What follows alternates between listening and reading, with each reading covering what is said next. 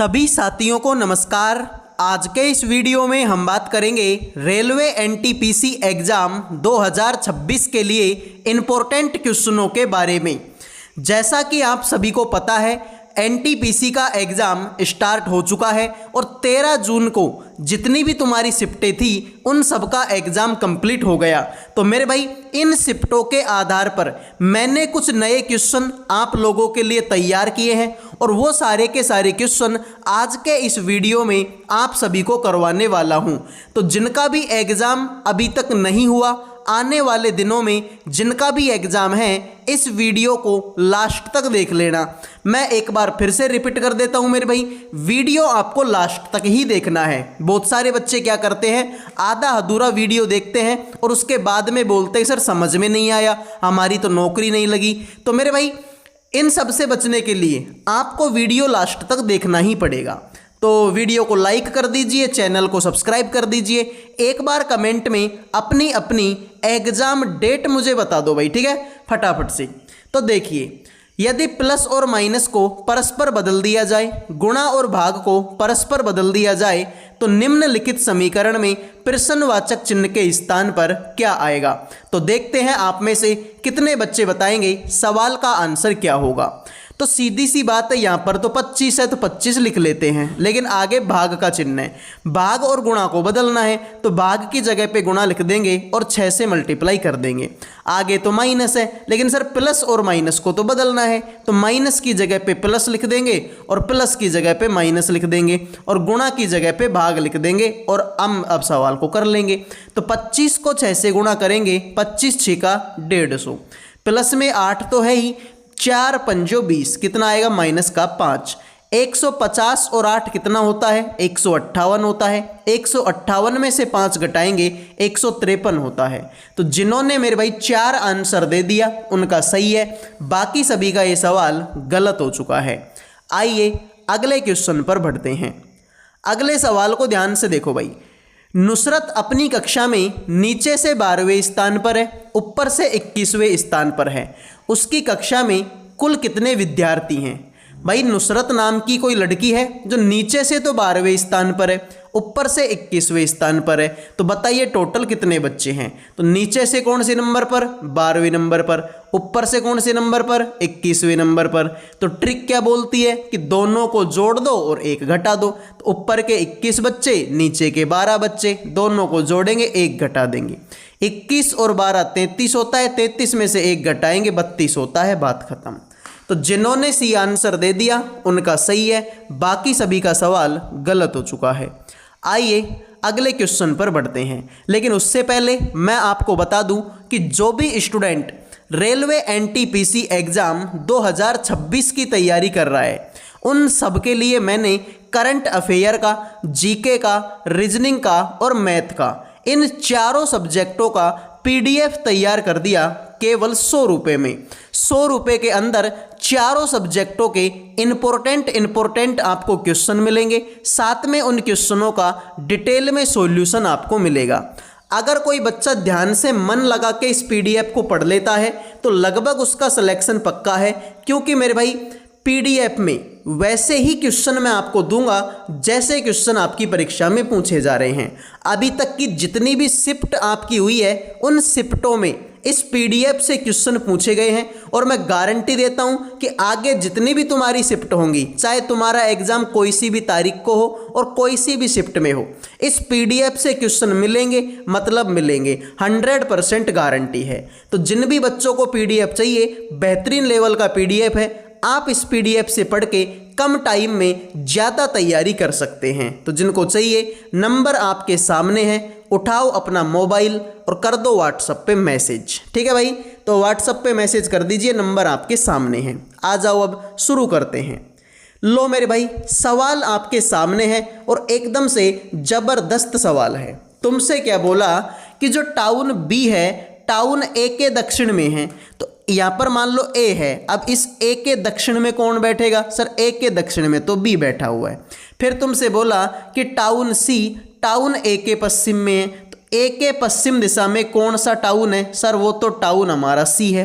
फिर तुमसे बोला कि जो टाउन डी है वो टाउन सी के पश्चिम में है, तो सी के पश्चिम में कौन सा टाउन है? सर यहाँ पे तो टाउन डी है। फिर बोला कि टाउन ई टाउन डी के उत्तर में है, तो डी के उत्तर में कौन सा टाउन है? सर टाउन ई है। और टाउन एफ के दक्षिण में है, तो मेरे भाई डी के तो उत्तर दिशा में है, लेकिन एफ के कौन सी दिशा में है? एफ के तो नीचे, दक्षिण दिशा नीचे ही होती है। तुमसे बोला कि डी के संबंध में टाउन एफ की स्थिति क्या है? तो मेरे दोस्त अगर तुम ध्यान से देखोगे तो ये तुम्हारा डी है और ये तुम्हारा एफ है, तो डी के संबंध में एफ की स्थिति पूछे। सर डी से तो उत्तर दिशा में, भाई ऊपर की तरफ ही है डी के, तो डी के ऊपर की तरफ है, ऊपर तो उत्तर दिशा होती है, बात खत्म। तो जिन्होंने ए आंसर दे दिया उनका सही है, बाकी सभी का सवाल गलत हो चुका है। ठीक है भाई, तो बेहतरीन सवाल था भाई। आपसे बोला था कि टाउन बी टाउन ए के दक्षिण में है, तो ए के दक्षिण में बी हो गया। टाउन सी टाउन ए के पश्चिम में, तो ए के पश्चिम में सी हो गया। फिर टाउन डी टाउन सी के पश्चिम में, सी के पश्चिम में डी हो गया। टाउन ई टाउन डी के उत्तर में है, तो डी के उत्तर दिशा में टाउन ई हो गया। और टाउन एफ के दक्षिण, तो एफ के दक्षिण में हो गया। तुमसे बोला कि डी के संबंध में एफ की स्थिति, तो ये रहा डी और ये रहा एफ, तो डी के संबंध में एफ किधर को है? उत्तर दिशा की तरफ है, बात खत्म। आइए अगले क्वेश्चन पर बढ़ते हैं। अगला सवाल है, एक निश्चित तरीके से VR27 का संबंध YU32 से है, उसी तरीके से MI9 का संबंध PL14 से है। समान तर्क का अनुसरण करते हुए GC13 का संबंध निम्नलिखित में से किससे होगा?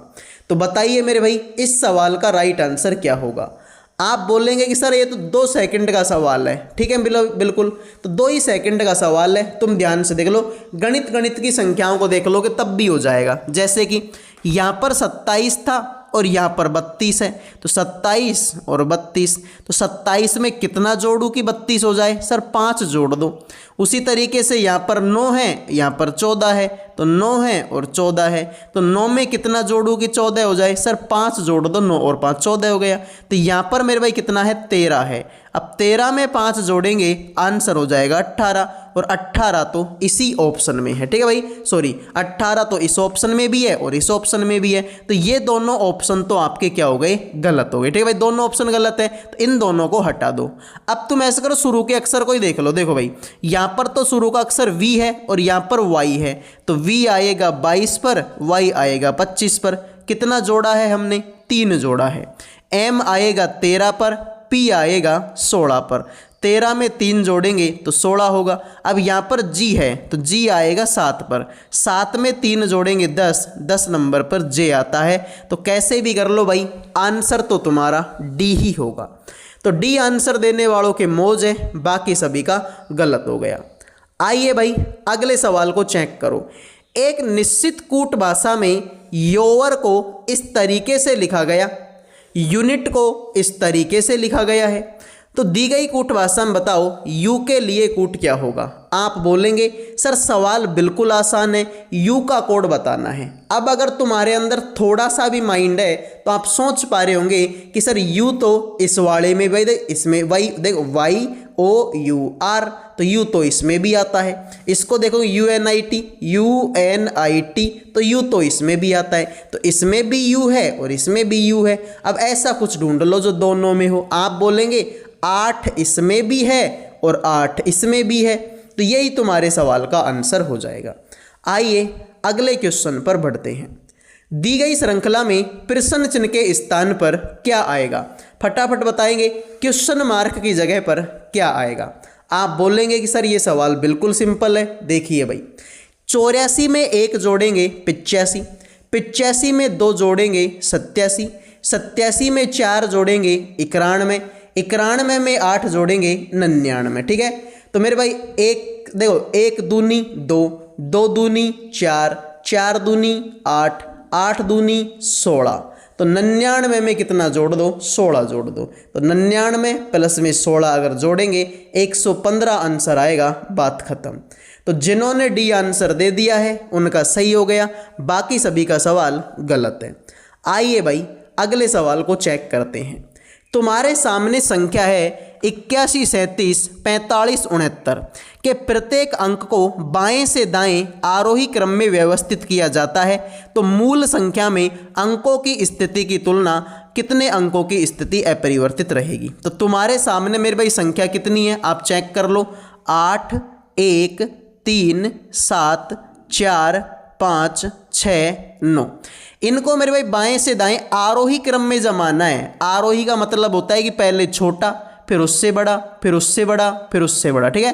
तो यहाँ पर सबसे छोटा क्या है, सबसे छोटा तो 1 है तो 1 लिख दिया। 2 इसमें है नहीं, 2 के बाद में 3 है, 3 लिख दिया। 4 भी लिख दिया, 5 भी लिख दिया, 6 भी लिख दिया, 7 भी लिख देते हैं, 8 भी लिख देते हैं और ये 9 को भी लिख देते हैं।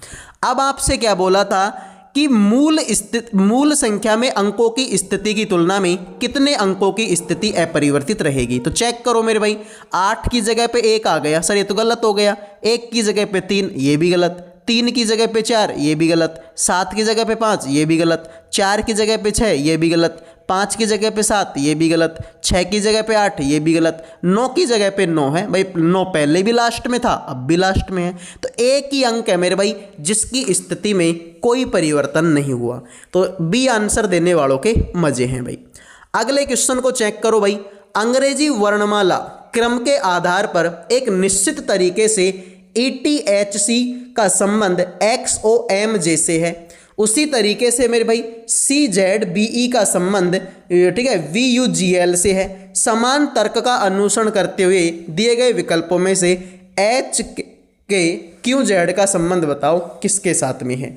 तो मेरे भाई ध्यान से देखो, अगर मैं इन ऑप्शनों को ध्यान से देखूं तो मेरे को एक बात समझ में आई कि इसका लास्ट का अक्षर V है, इसका लास्ट का अक्षर H है, इसका लास्ट का अक्षर F है और इसका लास्ट का अक्षर G है। यानी चारों ऑप्शनों के जो लास्ट का अक्षर है ना वो अलग अलग है। तो पूरे सवाल को करने से अच्छा मैं लास्ट के अक्षर को ही देख लूँ, आंसर तो मेरा आ ही जाएगा, क्योंकि भाई सबके अलग अलग है। तो भाई देखिए, इसका लास्ट का अक्षर क्या है, C, तो C 3 नंबर पर आता है। इसका J है, J 10 नंबर पर आता है। तो 3 में अगर 7 जोड़ेंगे तभी तो 10 होगा। यहाँ पर लास्ट का अक्षर E है जो कि 5 नंबर पर, यहाँ पर L है जो कि 12 नंबर पर। तो 5 में 7 जोड़ेंगे तो 12 होगा। ठीक है मेरे भाई, 7 इसमें भी जोड़ा, 7 इसमें भी जोड़ा, इसमें भी 7 जोड़ दो। तो Z आएगा कितने पे, 26 नंबर पर। तो 26 में अगर 7 जोड़ेंगे तो 7 ही आएगा और 7 नंबर पर तो G आता है और G इसी ऑप्शन में है। तो कैसे भी कर लो भाई, आंसर ऑप्शन 4 होगा।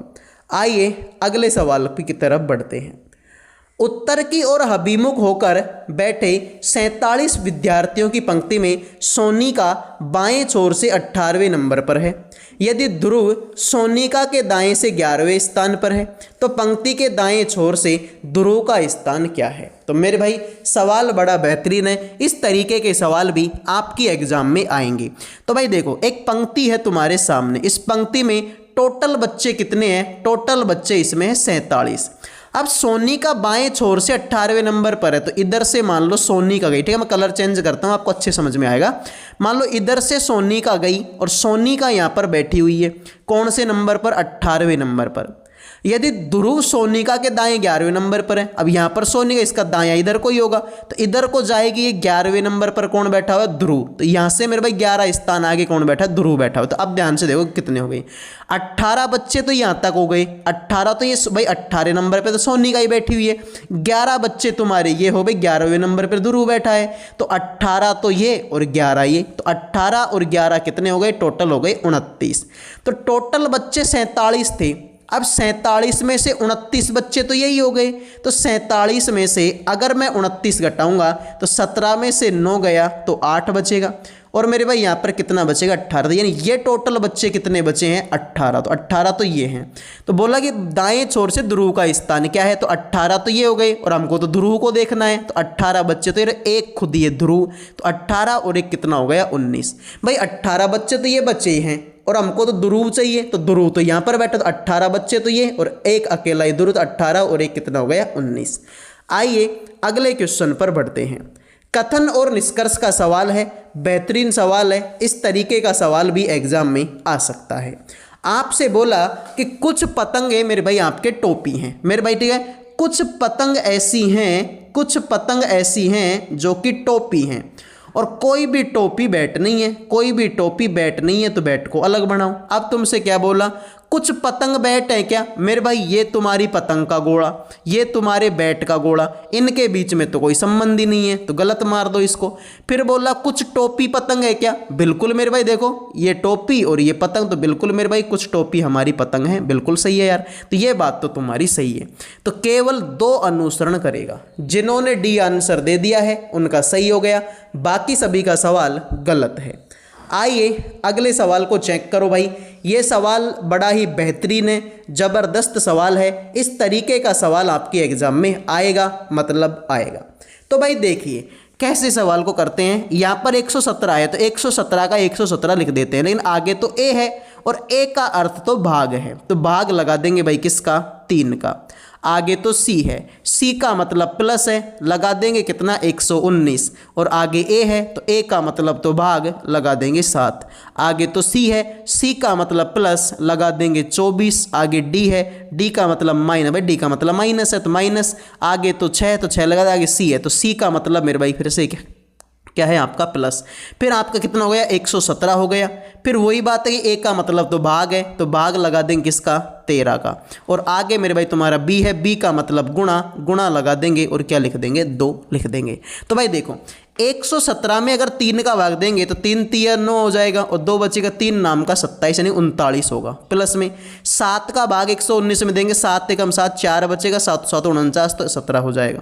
प्लस में मेरे भाई आपका 24 तो है ही, देखो 24 में से 6 घटा दो, 24 में 6 घटाएंगे 18 बचेगा। प्लस में 13 का भाग 17 में, 13 नाम का 117 होता है, और गुणा 2 तो चल ही रहा है, तो गुणा 2 को गुणा 2 कर देते हैं। अब ध्यान से देखो मेरे भाई, 39 और 17 कितना होता है? आप बोलेंगे सर 39 और 17 की बात कर रहे हो तो 56 होता है। कितना मेरे भाई? 56। प्लस में ये 18 और 9 दूनी, ये भी 18, तो 18 और 18 कितना हो गया? 36 हो गया। इनको जोड़ लो मेरे भाई, आंसर आ जाएगा। तो इनको जोड़ने पे 92 में आएगा, जो कि ऑप्शन 1 है।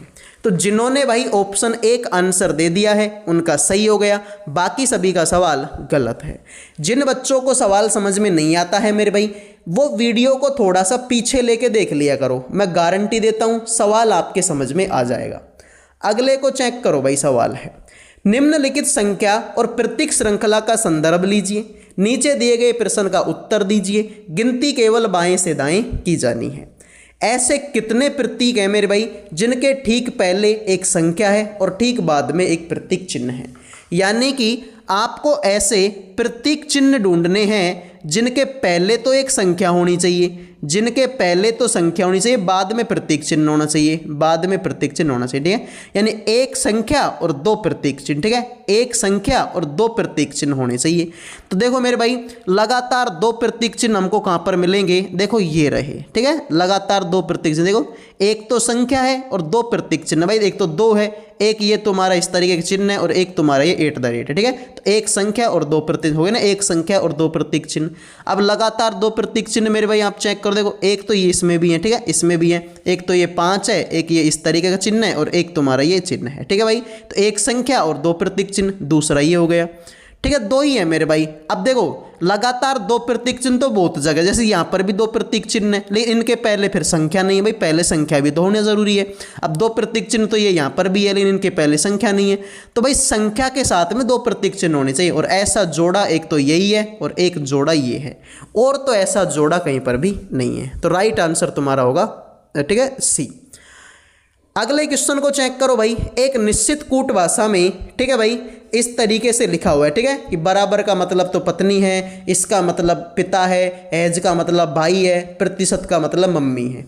तो आपको बताने डी का ए से क्या संबंध है। तो इस तरीके का सवाल एग्जाम में आता है और 100% आता है। अब यहाँ पर तो प्रतिशत का चिन्ह है, प्रतिशत का मतलब होता है ये इसकी मम्मी है, तो इसकी मम्मी लगेगी डी। तो जो डी है वो मम्मी लगेगी मेरे भाई किसकी? सर ये तो ई की मम्मी लगेगी। अब आगे तो बराबर का चिन्ह है, बराबर के चिन्ह का मतलब पत्नी है, तो इसकी पत्नी लगेगी ई। तो जो ई है वो पत्नी लगेगी मेरे भाई किसकी? सर एल की। आगे मेरे भाई ये चिन्ह है, इस चिन्ह का मतलब है कि पिताजी लगेगा, तो एल जो है पिताजी लगेगा मेरे भाई किसका? टी का। आगे तो हैज है, हैज का मतलब भाई है, तो जो टी है वो भाई लगेगा मेरे भाई किसका? ए का। तो मेरे भाई एक बार फिर से देख लो, यहाँ पर प्रतिशत का चिन्ह था, प्रतिशत के चिन्ह का मतलब मम्मी है तो मैंने मम्मी बना दी। आगे बराबर का चिन्ह है, बराबर के चिन्ह का मतलब पत्नी है तो मैंने पत्नी बना दी।